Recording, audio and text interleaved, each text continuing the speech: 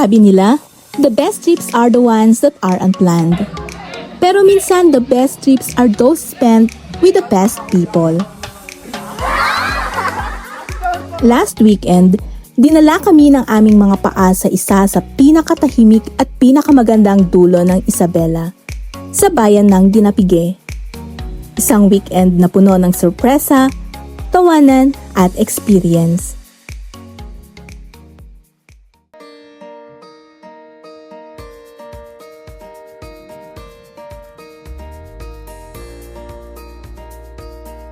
We spent our weekend here dahil sa paanyaya ng napakabait at napaka-generous na Vice Mayor ng Dinapige na walang iba kundi si Doc Rhea Candido.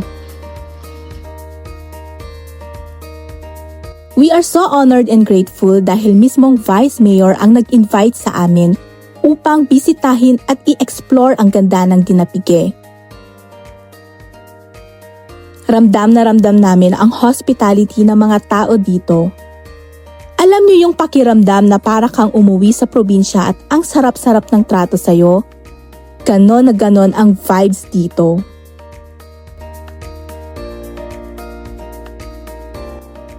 At dito nga pala kami tumuloy sa Hana's Fantasy Resort. Guys, kung plano nyo ring magawi rito, highly recommended ko tong place na ito.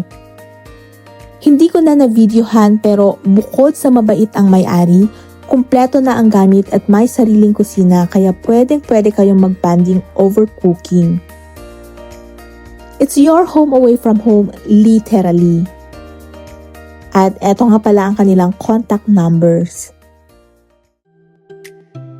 At dahil nature trip ang hanap namin, hindi pwedeng mawala sa itinerary ang sikat na Dibulo Falls. At heto nga, ipinahiram pa ni Vice ang kanyang sasakyan.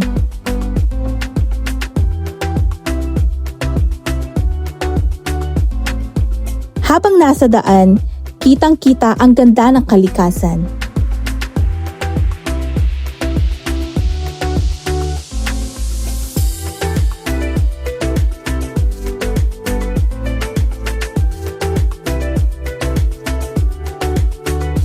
Upang masiguro ang aming kaligtasan, pinasamahan din kami ni Vice sa kanyang driver na si Sir Jeric at sa kanyang assistant na si Ma'am Joyce upang i-guide kami patungo sa falls. Hindi kami naligaw at talagang inalalayan kami sa bawat hakbang. Habang papalapit kami, naririnig na namin ang dumadaguntong na bagsak ng tubig.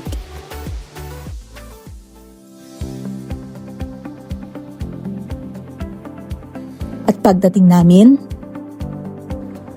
wow! Look at that beauty! Ang Dibulo Falls ay hindi lang basta talon. It's a towering masterpiece of nature.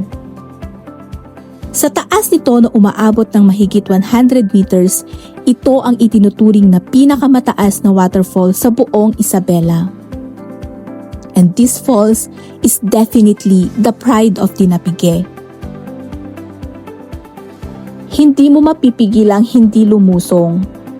Ang lamig ng tubig at ang sariwang hangin mula sa Sierra Madre.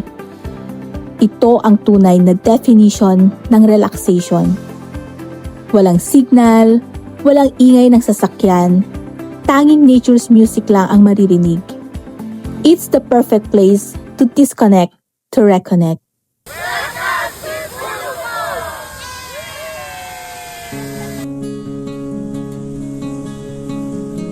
Kinabukasan, maaga kaming gumising para sa pinakaabangan naming moment.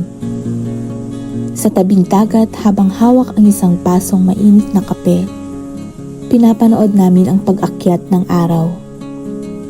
Isang payapang umaga na bihira nating maranasan.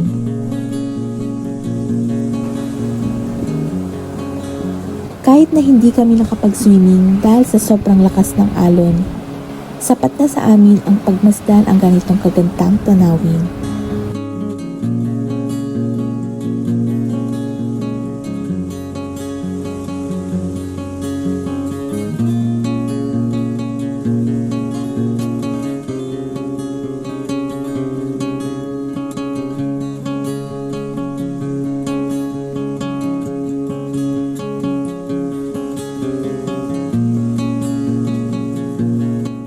Mula sa pagkain, sa accommodation, to the warm welcome.